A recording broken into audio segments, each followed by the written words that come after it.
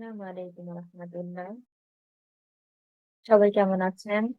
আমি আপনাদেরকে বলেছিলাম যে আমি ফটোশপের যে কাজটা করছি সেই কাজটার দ্বিতীয় পার্টটা নিয়ে আসবো। আজকে আপনাদের জন্য নিয়ে আসলাম সেইটার দ্বিতীয় পার্ট। প্রথম পার্টে আমরা ফেসের দাগগুলো রিমুভ করা শিখছিলাম, কিভাবে একদম বেসিক ভাবে শুধুমাত্র হিলিং ব্রাশ টুলের মাধ্যমে আমরা কিভাবে রিমুভ করতে পারি সেটা দেখাইছিলাম। আজকে একদম প্রপার ওয়েতে কিভাবে আমরা আপনার বেসিকের পাশাপাশি অ্যাডভান্সটা কিভাবে করে, বেসিক টু অ্যাডভান্স, সেটা নিয়ে আজকে আমরা দেখাবো। ঠিক আছে, সবাই দেখতে থাকুন।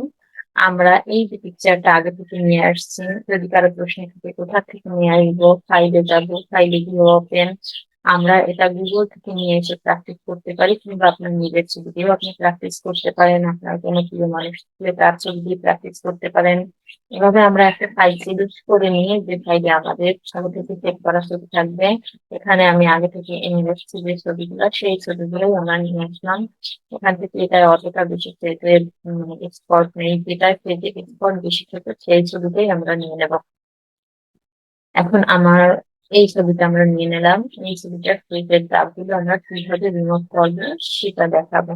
আমরা ছবিটা একটু বড় করে নিলাম, ছবিটা রেডিউস ফটো সাইজটা একটু বড় করে নেওয়ার পর এখন আমরা আমরা চাইলে আরো একটা ছবি করে নিতে পারি। যাই হোক, এই ছবিটা সাইজটা একটু বড় আছে তাই এটা নিয়ে নিয়েছি। তো ওখান থেকে আমরা লকটা খুলে নেব। প্রথমে লকটা খুলে নেওয়ার পর এই লেয়ারটাকে আমরা আগের মতোই কপি করে নেবো। কন্ট্রোল জে দিয়ে কপি করে নিলাম। কপি করে নিয়ে আমরা এখানে একটা সাব লেয়ার নিয়ে নেবো। একটা সাব লেয়ার নিয়ে নেবো, সরি, আর একটা লেয়ার নিয়ে নিলাম। আমার একটু ঠান্ডা জনিত প্রবলেম হয়েছে সেজন্য। যাই হোক, আমরা একটা লেয়ার নিয়ে নিলাম। সেই লেয়ারটা নিয়ে নেওয়ার পরে এখন এখান থেকে আপনারা একটা অপশন দেখতে পাচ্ছেন, ফাইলের মধ্যে, সরি গ্রুপ হয়ে যাচ্ছে আবার, একটু ডিলিট করে নিই। এখান থেকে এটার উপর মাউসের রাইট বাটন ক্লিক করে ব্ল্যাক অ্যান্ড হোয়াইটে ক্লিক করে দেবো। ব্ল্যাক অ্যান্ড হোয়াইটে ক্লিক করে দেওয়ার পর এটা লাইটিং বাড়ালে, রেড কালারটা বাড়ালে আমরা কেউ দেখতে পাই, কিন্তু কমালে সেটা আমাদের উপর ডিপেন্ড করে। আমি একটু কালো করে দিলাম যাতে আমার দেখতে সুবিধা হয়। এরপরে আমরা আবার ওখানে ক্লিক করে যেখান থেকে আমরা ব্ল্যাক অ্যান্ড হোয়াইট নিচ্ছি সেখান থেকে কার্ভস অপশনে ক্লিক করে দেবো, দিয়ে এটা লাইটটা আমরা বাড়াই নেবো। যে একদম অন্ধকার অন্ধকার লাগতেছে না, যখন অন্ধকার অন্ধকার লাগতেছে আমরা একটু হালকা ব্রাইটনেসটা বাড়াই দিলাম যাতে আমাদের দেখতে সুবিধা হবে সেজন্য। এখন আমরা যখন এটা বেড়ে গেল, এটা এটা বেড়ে গেছে, এখন আমরা আমার এই লেয়ারটা চলে গেছে। আমরা যখন এই লেয়ারটা নিয়ে নেওয়ার পর আমরা হেলিং ব্রাশ টুলে, এখান থেকে হেলিং ব্রাশ টুলে ক্লিক করবো। হেলিং ব্রাশ টুলে ক্লিক করার পর আমরা এটাকে একটু বড় করে নিব। আমাদের একদম ছোট আছে, আমরা হালকা একটু বড় করে নিলাম। আমরা এখান থেকে একটা কালার পিক করে নিব। যেখান জায়গাটা সুন্দর আছে সেই জায়গাটা কালার পিক করে নেওয়ার পর আমরা আস্তে আস্তে এটা রিমুভ করে দেব। এই দাগগুলো রিমুভ করে দেব। কিন্তু দাগগুলো আমরা রিমুভ করে দিলাম।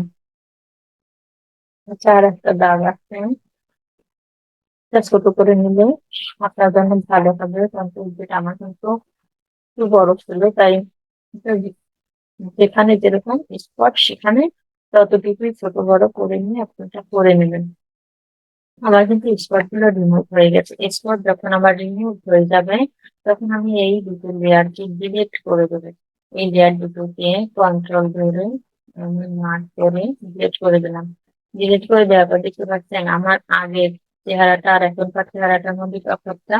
এটা কিন্তু আহ, হচ্ছে এই যে অনেকটা সুন্দর, আগের থেকে কিন্তু অনেকটা অনেকটা বেশি সুন্দর হয়ে গেছে। এখন দেখলে যে এখন এটা যখন আমার হয়ে যাবে তখন, এটা হয়ে যাওয়ার পর আমি এখান থেকে control alter shift E press করে দিলাম। Control alter shift E press করে দেওয়ার পর মানে এটা আমার আর একটা লেয়ার কপি হয়ে গেছে। আমরা কন্ট্রোল জে দিয়ে কপি করতে পারি, কিন্তু এটা আরো ভালো আসে, একদম প্রপার পেজটা সুন্দরভাবে নিয়ে আসে। সেজন্য control shift alter E press করে দেওয়ার পর এটা কপি হয়ে গেল। এখন আমরা এখানে নর্মাল আছে, নর্মাল থেকে আমরা ভিভিড লাইট করে দিলাম। ভিভিড লাইট করে দেওয়ার পর আপনি কন্ট্রোল আই প্রেস করে দিবেন। কন্ট্রোল আই প্রেস করে দেওয়ার পর দেখবেন একদম দেখা যাচ্ছে না, কিন্তু অন্যরকম হয়ে গেছে। এখন আমরা এই অন্ধকারটা আমরা করে নেব কনভার্ট টু স্মার্ট অবজেক্ট। এটা আমরা স্মার্ট অবজেক্ট করে নেব। এই লেয়ারটাকে আমরা স্মার্ট অবজেক্ট করে নিলাম। স্মার্ট অবজেক্ট করে নেওয়ার পর আমরা এখান থেকে চলে যাব ফিল্টার। ফিল্টারে গিয়ে আমরা ফার্স্টে চলে যাব আদার্স অপশনে গিয়ে হাইপাস। হাইপাসে ক্লিক করে দেওয়ার পর এখান থেকে আমরা এটা 2.53 এরকম রাখতে পারেন। আমরা এটা কমাই বাড়াই নিজের ইচ্ছা মতো রাখা যায়।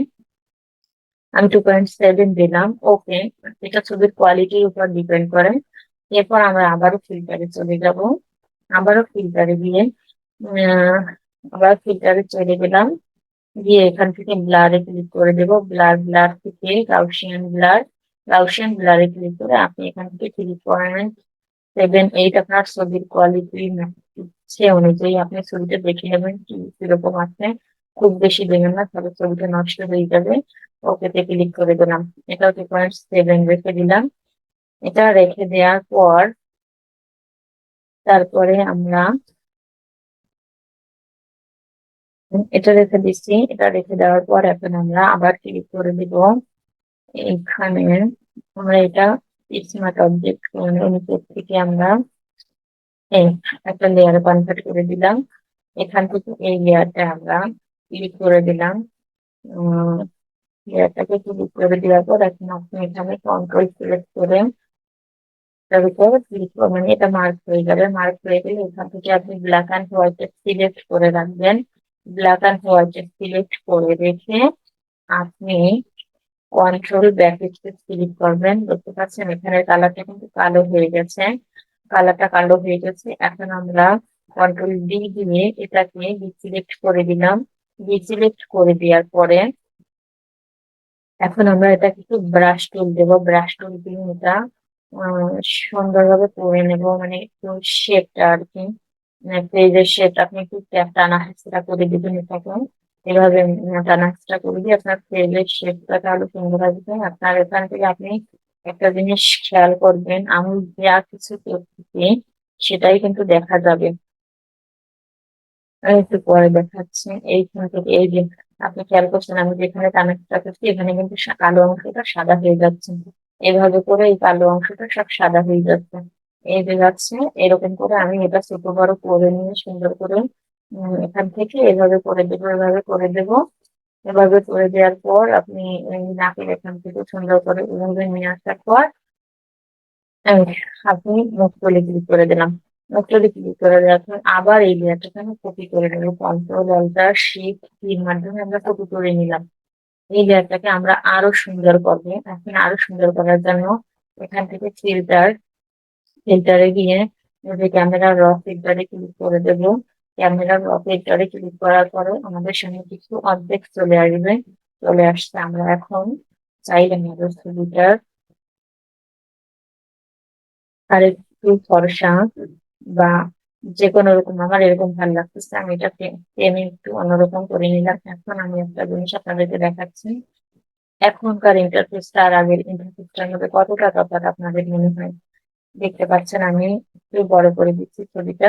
এটা কিন্তু আগের ছবিটা আমার। আগে যখন আমি ব্রাশ ট্রাশ করার পরে ছবিটা আসছিল, তখন আগের ক্লিন ছবিটা কিন্তু এটা সুন্দর করার পরে, তারপর পরে নেক্সটে যখন লাস্ট মোমেন্টের কাজটা করলাম তখন কিন্তু ছবিটা একদম অন্যরকমের হয়ে গেছে। এখন আপনাদের কাছে কোনটা ভালো লাগে আমি জানি না, আমার কাছে এটা ভালো লাগছে। আপনার যার যেরকমটা ভালো লাগবে শুধু ক্যামেরা র ফিল্টার থেকে আপনি এটাকে ওইরকম রূপ দিয়ে নেবেন। আপনি একটু টেনে অপারসিটি বা যা কিছু আছে সেটা কমাই বাড়াই দিবেন।